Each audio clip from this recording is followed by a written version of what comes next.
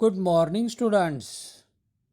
In previous lecture, we have seen factors affecting the rate of a chemical reaction. It contains first nature of the reactants, then size of the particles of reactants, concentration of the reactants, temperature of the reaction, catalyst, the substance in whose presence the rate of a chemical reaction changes without causing any chemical change to it is called a catalyst.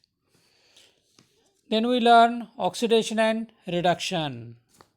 The chemical reaction in which reactants gain oxygen to form corresponding oxide is known as an oxidation reaction. Similarly, the chemical reaction in which reactant lose hydrogen to form product is also oxidation reaction. We learn examples of this oxidation reaction. Means C carbon react with hydrogen gas to form CH4.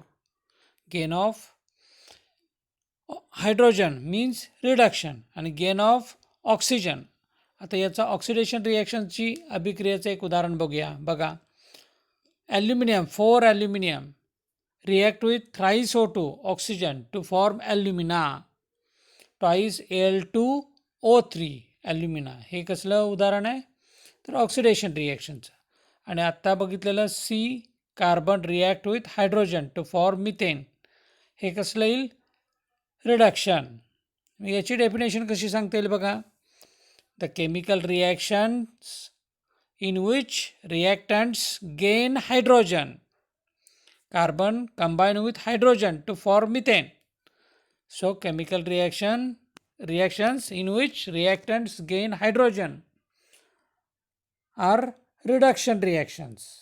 Similarly, the reaction in which reactants lose oxygen जर देत असेल तर त्याला काय म्हणतात, कंपाऊंडमध्ये जर oxygen निघून जात असेल तर त्याला काय म्हणतात, also called reduction. Loss oxygen atom to form product is also reduction. Then we learn redox reaction. When oxidation and reduction takes place simultaneously in a chemical reaction is known as a redox reaction. Redox reaction means reduction plus oxidation. For example, twice H2S plus SO2 to form thrice S plus twice H2O. In this reaction, hydrogen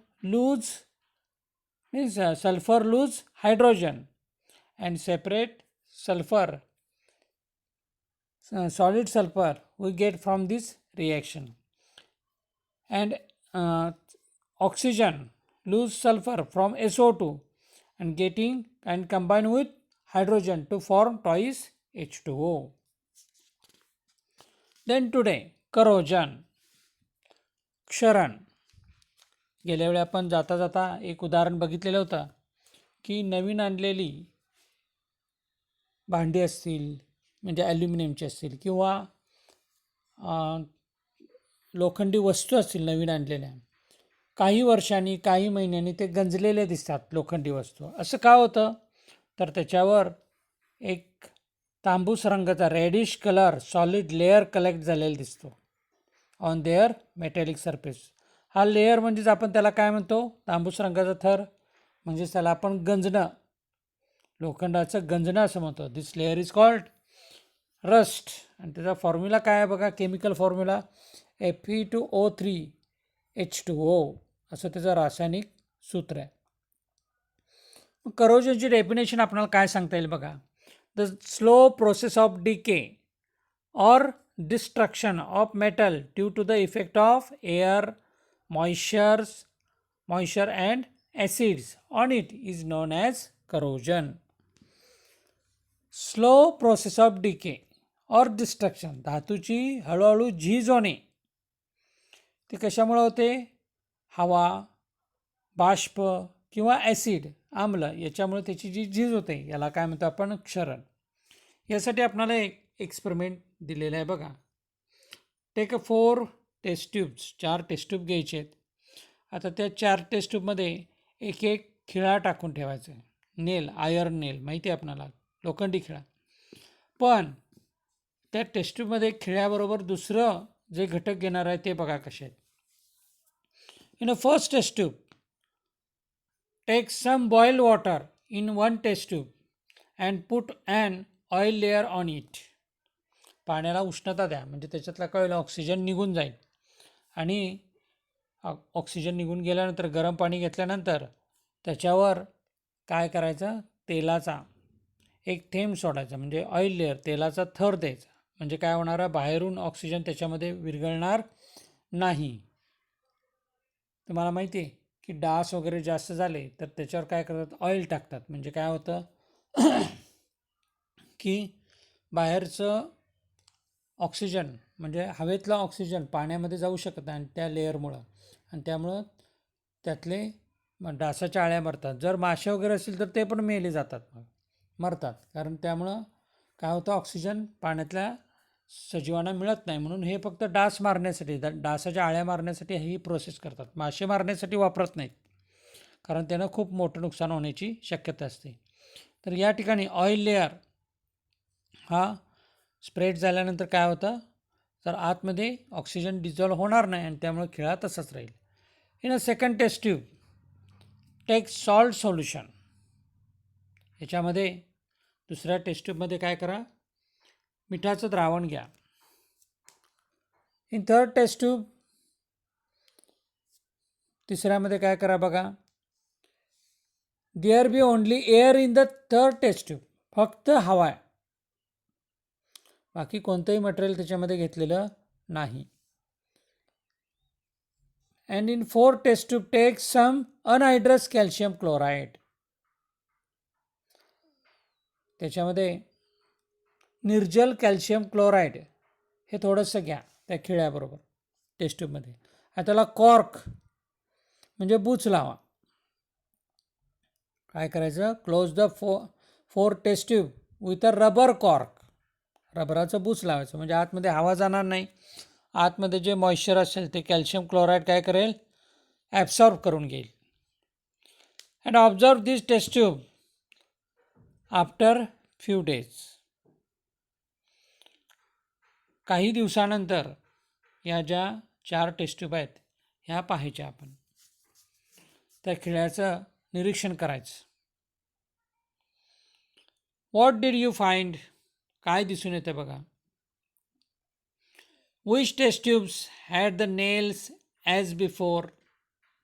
कोणत्या परीक्षणामधील खिळे गंजले किंवा पूर्वी होते तसे राहिले का? Both water and air are necessary for rusting. हे वाक्य महत्त्वाचं आहे. गंजण्यासाठी पाणी व हवा या दोन्हींची आवश्यकता असते. म्हणून ड्राय एरिया जिथं कोरडं हवामान असेल त्या ठिकाणी वाहनं गंजत नाहीत बघा. पण आपल्याकडं कोकण किनारपट्टीला हवेमध्ये मॉइश्चर जास्त आहे कारण समुद्र असल्यामुळं समुद्राच्या पाण्याची सतत वाफ होते आणि या वाफेमुळं गंजण्याची प्रोसेस जास्त होते. म्हणून आपण खारी हवा म्हणतो. म्हणजेच रस्टिंग ही प्रोसेस फास्ट होत राहते. मग आता ऑब्झर्वेशनमध्ये आपल्याला काय आढळलं? तर या ठिकाणी रेडॉक्स रिॲक्शन होते आणि काय होतं? Reddish colour solid layer collect on their metallic surface. या धातूवर काय होतो? रेडिश कलर तयार होतो. मग आता कुठं जास्त होतं? तर जिथं सॉल्ट सोल्युशन आहे ना, second test tube, it contain salt solution, this iron nail rusted. म्हणजे तो जास्त प्रमाणात काय होतो? रस्टिंग झालेलं आपल्याला आढळतं सेकंड टेस्ट ट्यूबमध्ये. In third test tube slightly, अतिशय थोडं रस्टिंग झालेलं दिसतं. स्लाइटली कारण का? एक्सपोज इन एअर, हवेमध्ये येतो नेल आणि त्यामुळे हवेमध्ये जेवढं बाष्प असेल तेवढी त्याची रिॲक्शन होते. आणि व्हेरी लेस, अतिशय कमी, ते म्हणजे in first test tube after few days, खूप दिवसानंतर. कारण का त्याच्यामध्ये पाण्यामध्ये सगळा काय ऑक्सिजन हा निघून गेलेला नसतो, तर जो काही थोडा असतो, पाणी हा घटक मिळाल्यामुळे थोडीशी काय होते त्या ठिकाणी रिॲक्शन ही होते आणि त्यामुळे थोडंसं गंजलेलं आपणाला या खेळामध्ये दिसतं इन फर्स्ट टेस्ट ट्यूब. आणि last test tube number 4, no change occur. आहे तसा जसाच्या तसा तो खिळा आपणाला चकाकताना दिसतो. कारण का त्याच्यामध्ये रबर कॉर्क यूज केल्यामुळे काय झालं, बाहेरची हवा पण जात नाही आत आणि मॉइश्चर पण आत जाऊ शकलं नाही आणि त्यामुळे त्या खिळ्यावर कोणतीही रासायनिक अभिक्रिया झाली नाही आणि त्याच्यावर फेरस ऑक्साईडचा लेअर तयार झाला नाही. The rust is form by an electrochemical reaction. फक्त हवेत आणि पाण्यामुळेच रिॲक्शन होते अशी नाही, तर ती कशी रिॲक्शन होते ती आता आपण बघणार आहोत. हे रस्टिंग म्हणजेच विद्युत रासायनिक अभिक्रिया आहे. यामध्ये ferrous is oxidise to Fe2+ in the anode region. याच्यामध्ये ॲनोड आणि कॅथोड हे 2 रिजन सरफेसवर तयार होतात आणि फेरस काय करतो तर 2 इलेक्ट्रॉन डोनेट करतो आणि पॉझिटिव्ह चार्ज काय करतो घेतो तो आणि Fe2+ ॲक्वियस तयार होतो. आणि ऑक्सिजन काय करतो, oxygen is reduced to form water in the cathode region. ऋण भागात ऑक्सिजनचे क्षपण होऊन पाणी तयार होतं आणि O2 react with hydrogen. Oxygen hydrogen बरोबर रिॲक्ट होतो 4 hydrogen atom and get 4 electron from this hydrogen atom and to form water molecule. आणि ferrous converted into ferric and a reddish colored ferric hydrated oxide is formed from Fe3+ ions and it is called rust. Fe3+ आयनापासूनच अविद्राव्य तांबूस रंगाचे सजल oxide जे तयार होतं त्यालाच काय म्हणतो आपण, गंज म्हणतात आणि तो पृष्ठभागावर जमा होतो. मग ही रिॲक्शन कशी होते बघा. Twice Fe3+ aqueous plus 4H2O liquid, म्हणून इथं पाणी पाहिजे बघा, to for Fe2O3 H2O solid plus 6 hydrogen H+ ॲक्वियसमध्ये. या ठिकाणी फेरस Fe2O3 H2O असा केमिकल कंपाऊंड जे तयार होतं तेच म्हणजे आपण गंजणं असं म्हणतो. Due to various components of atmospheric, बघा आता ही डेफिनेशन कशी आहे. Due to various components of atmosphere oxidation of metal takes place consequently resulting in their damage. This is called corrosion. आता प्रिव्हेंटिंग मेजर्स बरेच आहेत की गंजणं कमी करण्यासाठी बरेच उपाय केले जातात.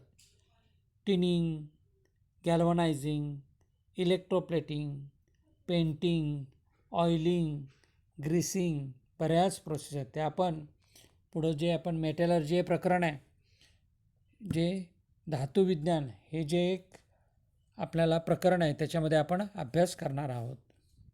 देन रॅन्सिडिटी, खवटपणा. वेन वी यूज, बघा, when we use old leftover cooking oil for making food stuff, it is found to have foul odor called rancidity.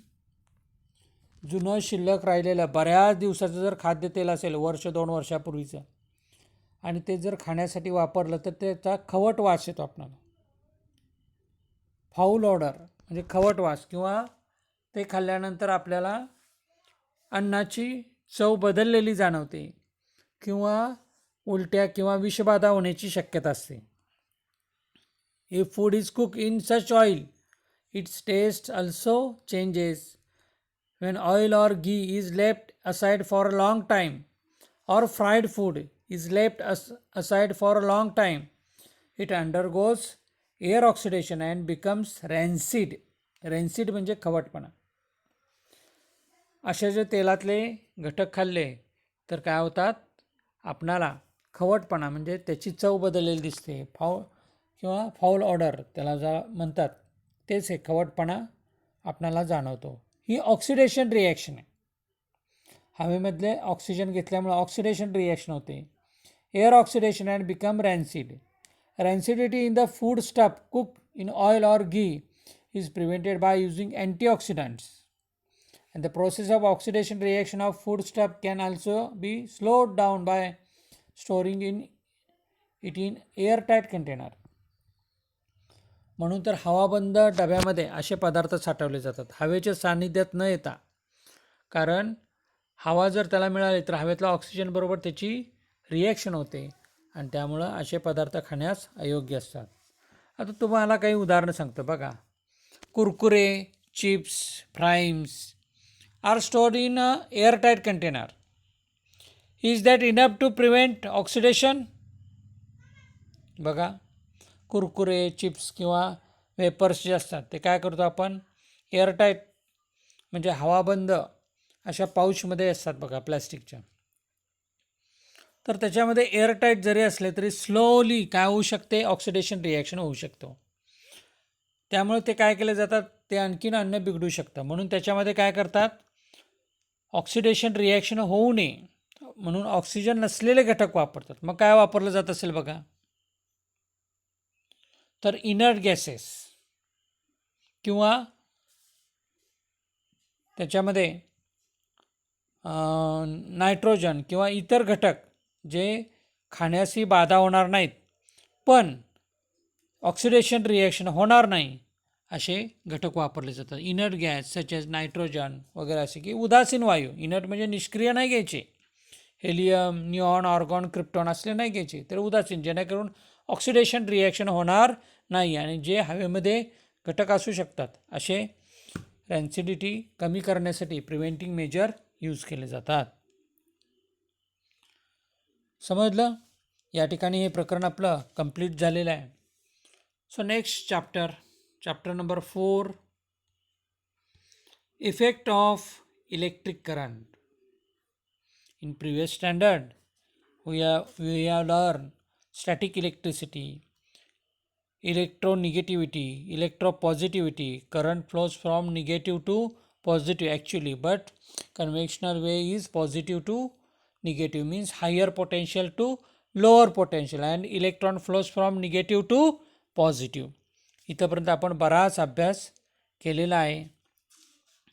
In this chapter we will study about an electric current flowing through a conducting wire, an electric current flowing through a resistor, electromagnetic induction, and electric motor and generator. या प्रकरणामध्ये आपण विद्युतधारेतून जाणारी विद्युतधारा कशी वाहते, विद्युत प्रवर्तन, electromagnetic induction, त्याच्यानंतर electric motor, आपल्या घरामध्ये जे पाणी आपण लिफ्ट करतो म्हणजेच पाणी टाकीमध्ये भरण्यासाठी जी मोटर वापरतात ती इलेक्ट्रिक मोटर, किंवा जनरेटर, विद्युत जनित्र, याचं कार्य कसं चालतं त्याची आपण माहिती घेणार आहोत.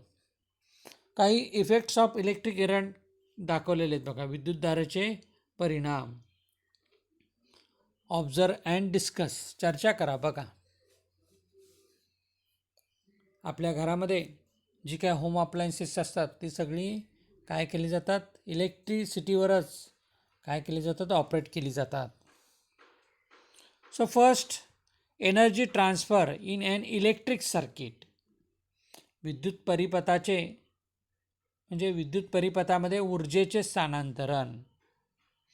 आपण सर्किट डायग्रॅम बघितलेले आहे की दोन काय असतात पॉईंट, पॉझिटिव्ह आणि निगेटिव्ह टर्मिनल असतो आणि याच्यामध्ये मेनी कंपोनंट्स कनेक्ट केलेले असतात.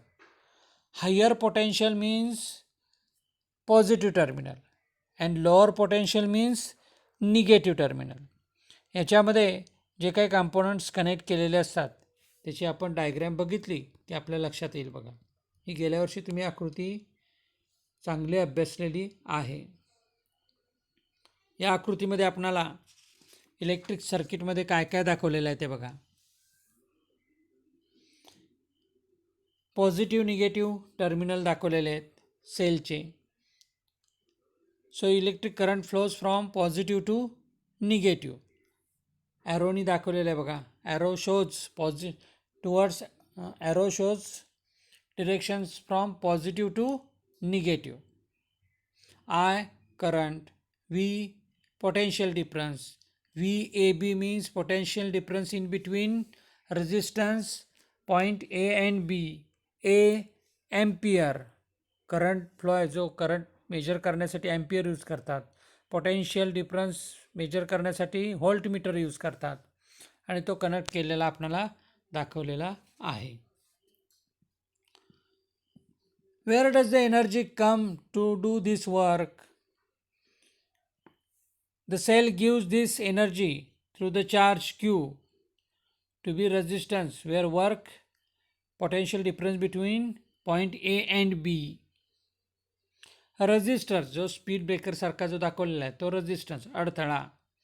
की करंट फ्लो होताना काय होतं त्या ठिकाणी जास्त रोध होतो, अडथळा निर्माण होतो आणि त्यामुळे हीट प्रोड्यूस होते. This energy is received by the resistor and is converted into heat energy and the temperature of the resistors is increased. तिथं तापमान काय होतं वाढतं. आता use your brain power. Temperature का वाढत असेल त्या ठिकाणी? If in the circuit the resistance is replaced by a motor in which form will be the energy given by the cell get transformed into. आता याच्यामध्ये इलेक्ट्रिक पॉवर कशी तयार होते हे थोडक्यात आपल्याला सांगितलं आहे बघा. P means power, electric power is equal to energy divided by time required. ऊर्जा आणि त्याच्यासाठी लागणारा वेळ time. Potential difference in between point A and B means electric charge Q divided by time. So is equal to VAB into I. I means current, that is Q upon T is equal to I. The source of energy the cell gives in time T. The energy means power into time to the resistors. ऊर्जा स्रोताने T या वेळेत P into T इतकी ऊर्जा काय केलेली आहे विद्युतरोधाला दिली.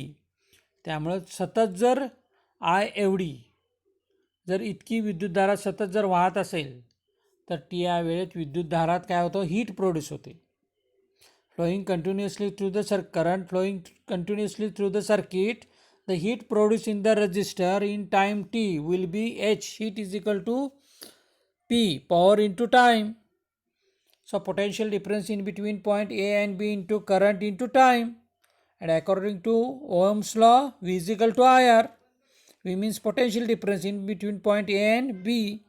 So H is equal to V square up into T upon R. V square means I into R into R. Into T upon R.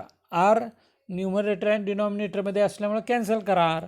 राहिलं काय heat is equal to I into R into T means I square R T. So heat is equal to I square R T is called Joule's law of heating. हे कोणी सिद्ध केलं joule यांनी.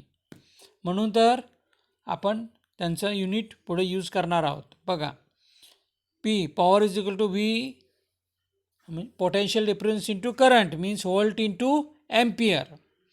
So 1 volt into 1 ampere means 1 volt means 1 joule upon 1 coulomb and 1 ampere means 1 coulomb upon 1 second. 1 coulomb cancel होईल numerator and denominator same factor. So 1 joule upon second is equal to watt. And thus the unit of electric power is 1 watt. James watt या शास्त्रज्ञांचं नाव इथं आलं बघा. विद्युत शक्ती ते कारण वाफेच्या शक्तीचा शोध स्टीम इंजिन ज्यांनी शोधून काढलं ते जेम्स वॅट त्यांचं नाव इथं या इलेक्ट्रिक पॉवरच्या युनिटला दिलेलं आहे.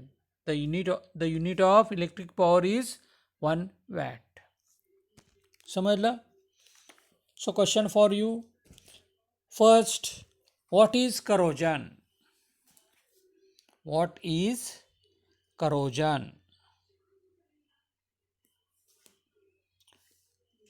Next, how does rusting of iron occur? Chemical reaction लिहायची ती. हायड्रेटेड फेरिक ऑक्साईड जे तयार झालं ना त्याची reaction. Hydrated ferric oxide. Next, define rancidity.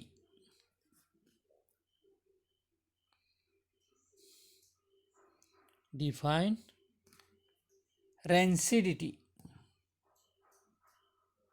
तिन्ही प्रश्न सोडवा. थँक्यू.